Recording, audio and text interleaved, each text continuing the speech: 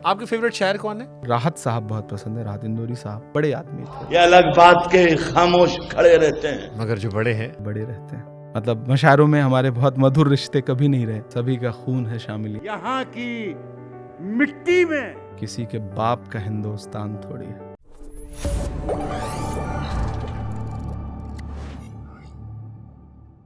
क्या बात है, खूबसूरत। मेरे को बहुत सारी चीजें मेरे को लगा कि काफी मिस कर रही हूँ। आपके फेवरेट शायर कौन है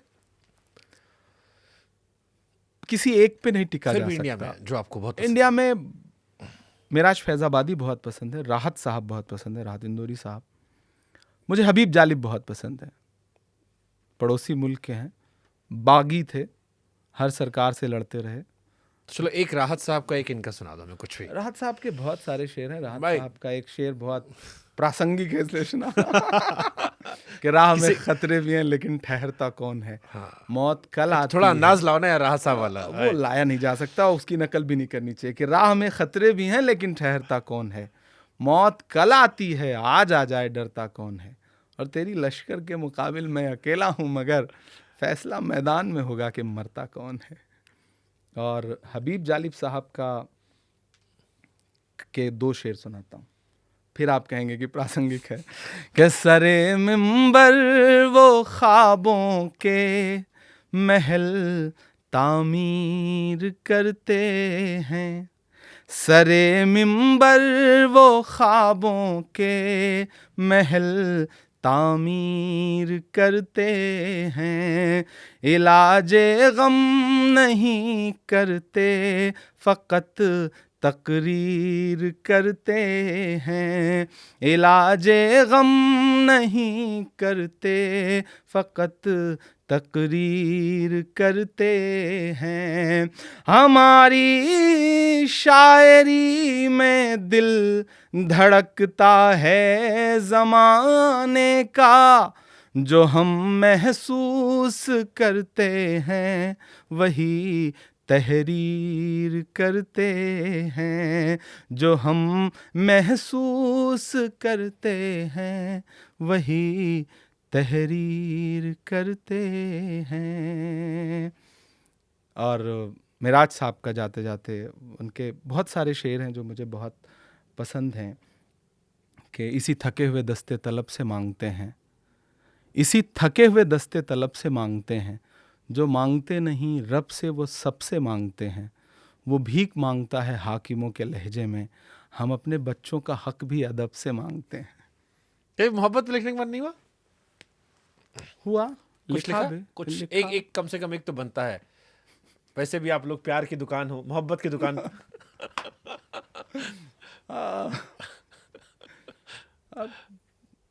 मुझे लगता है जख्म ना ही कुरेदे जाए। संकोच क्यों? इतना मोहब्बत में ऐसा क्या कटा पड़ गया? कोई संकोच नहीं है। वो मैं तो नॉर्मल एक शेर ही सुनने को मैंने कहा। बस शेर सुना ऐसा दिया। कौन सा जख्म है जो आप निकल के छट से निकल के आ जाएगा कि रात को परेशान हो जाओगे? नहीं ऐसा कुछ नहीं है भाई। ऐसा कोई जख्म भी नहीं है, बस ये है कि होता है ना कि अब आप एक अलग दिशा में बढ़ रहे हैं तो मोहब्बत दो बस, एक मोहब्बत सुनूंगा फिर एक मेरे एक जहन में मेरे है। पहले जहन वाला बता दो, मोहब्बत हल आखिर में सुना नहीं। किसी के बाप का हिंदुस्तान थोड़ी है। हाँ वो तो बहुत राहत साहब का ही शेर है वो। अरे अरे हाँ, ये उनकी सब टोनल क्वालिटी क्या गजब ये की सब थी। धुआं है, कोई आसमान थोड़ी है। अंदाज- हमारे मुंह से जो निकले वही सदाकत है, हमारे मुंह में तुम्हारी जबान थोड़ी है, सभी का खून है शामिल यहाँ की मिट्टी में, किसी के बाप का हिंदुस्तान थोड़ी है। और जिस ठसक के साथ राहत साहब बहुत जल्दी चले गए और मैं मतलब मुझे मलाल रहा कि मैं उनके साथ कम बैठ सका, मतलब उनके साथ मुझे और बैठना चाहिए था। मशायरों में आया तो वो थोड़ा मेरे आने के बाद मशायरे थोड़े अस्त व्यस्त रहे, उस अस्त व्यस्त होने में उनके साथ कम बैठ पाया, मुझे मलाल रहा। बड़े आदमी थे। उनका ही एक शेर है कि चांद तारे बुझ गए सूरज सवाली हो गया, एक तेरे जाने से सारा शहर खाली हो गया। तो खाली हो गया, इस वक्त उनकी आवाज़ की ज़रूरत महसूस होती है। मतलब मशायरों में हमारे बहुत मधुर रिश्ते कभी नहीं रहे, लेकिन मैं यहाँ बैठ के ये एतराफ़ करता हूँ कि राहत साहब की कमी महसूस होती है और उन्हें होना चाहिए था। आपने कहा वो बड़े लोग थे सच में। मैं देखिए, आप मुशायरों में या किसी भी फील्ड में आप पॉपुलर हो जाएं, आप ज़्यादा पैसे लेने लगें, आप ज़्यादा व्यूज़ लाने लगें, आपके लिए ज़्यादा तालियों का पहाड़ खड़ा होने लगे, आप पे ज़्यादा फूल बरसने लगे, इसका ये मतलब नहीं कि आप बड़े हो गए। बड़े वो लोग हैं जो जी रहे हैं शायरी को, हम परफॉर्म कर रहे हैं, हम परफॉर्मर बड़े हैं, वो शायर बड़े थे। मुझसे मुरारी बापू ने एक लाइन कही थी कि ये अलग बात है कि वो खामोश खड़े रहते हैं, ये राहत साहब का ही शेर है। मगर जो बड़े हैं ये अलग बात के खामोश खड़े रहते हैं, फिर भी जो लोग बड़े हैं वो बड़े रहते हैं। ऐसे दरवेशों से मिलता है हमारा शजरा, जिनके जूतों में कई ताज पड़े रहते हैं। तो राहत साहब ने बहुत कुछ कहा और उन पर बहुत बात होने की ज़रूरत है। उनको भी बहुत विवादित करने की कोशिश की गई, लेकिन वो बड़ी मजबूत आवाज़ थे और मैं उनको बतौर शायर बहुत पसंद करता हूँ। और उर्दू शायरी में, हिंदी कविता में भी कई इस तरह के नाम हैं जिनको पसंद किया जाए, उन पे बात की जाए। शायरी रूह की आवाज़ है, उसे सुना नई जाए। जनरेशन में कोई नहीं पसंद आपको? नई जनरेशन में जैसे कुमार विश्वास जी करते हैं, मनोज मुंतशिर जी करते हैं। वो करते क्या हैं? अरे महाराज ऐसे मत कहिए। नहीं मतलब वो आप कौन से संदर्भ में बात हिंदी कर के प्रख्यात कवि हैं। नहीं वो तो मैं जान रहा हूँ। हाँ। कुमार जी हमारे बड़े हैं। आप रामकथा का जिक्र कर रहे हैं या कविता का जिक्र कर रहे कविता का भी जिक्र कर रहा हूँ हैं? मैं। कविता कॉलेजों में बड़ी कविता चलती है अच्छे उनकी। परफॉर्मर हैं वो। मनोज जी गीतकार हैं, शायर नहीं हैं। गीतकार और शायर में बहुत फर्क होता है। शेर व शायरी भी करते हैं। उन्होंने पहला वो लिखा कर लेना अलग तेरी बात। गलियां जो था वो लिखा ही था, गीत है, जिसको बाद में कन्वर्ट कर वो, दिया गया। मतलब वो बेसिकली वो गीतकार हैं। शायर होना अलग बात है। ठीक है, मोहब्बत शायर पे पे तो उतरता है ठीक है, मोहब्बत की आखिरी हमारी रह गई, फिर हम समापन कर देंगे। अंत तो मोहब्बत से होना चाहिए ना, हैप्पी एंडिंग। नहीं आपके ब्याह के दिन आपकी जब फोटो आएगी तो उसमें लगा के रील चला देंगे उस दिन हम। मैंने गीत लिखा था, वो सुना देता हूँ। किसी को सोच के चलाएगा कि शादी के फोटो के दिन लगाना हमको ये।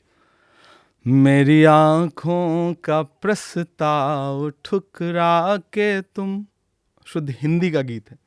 मेरी आंखों का प्रस्ताव ठुकरा के तुम मुझसे यूं ना मिलो अजनबी की तरह, अपने होठों से मुझको लगा लो अगर, बज उठूंगा मैं फिर बांसुरी की तरह। मेरी आंखों का प्रस्ताव ठुकरा के तुम मुझसे यूं ना मिलो अजनबी की तरह, धूप से रूप तेरा बचाऊंगा मैं, सर पे रख लो मुझे ओढ़नी की तरह।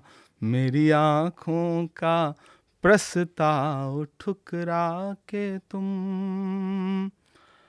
बशीर साहब का एक शेर है कि परखना मत, परखने में कोई अपना नहीं रहता, किसी भी आईने में देर तक चेहरा नहीं रहता, मोहब्बत एक खुशबू है हमेशा साथ रहती है, कोई इंसान तन्हाई में भी तन्हा नहीं रहता।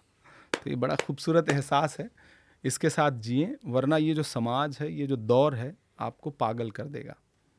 इसलिए मोहब्बत के साथ जिएं, नफ़रत के साथ मत जिएं। कोई नहीं, आपके जो पुराने वाले ज़ख्म उनको लेके हम ये कह देते हैं समापन पे आपकी तरफ से, मेरे हिस्से की मोहब्बत बचा के रखना जाना, हम किसी भी उम्र में मिल सकते हैं। इसी उम्र में मिल जाइए जिससे मिलना है, वरना देर हो जाएगी। अरे हमसे बड़े आप हो, पहले अपना ब्याह करो यार। Thank you. लगभग एक ही उम्र के हैं। अच्छा लगा शुभंकर भाई, बहुत मजा आया आपसे बात करके।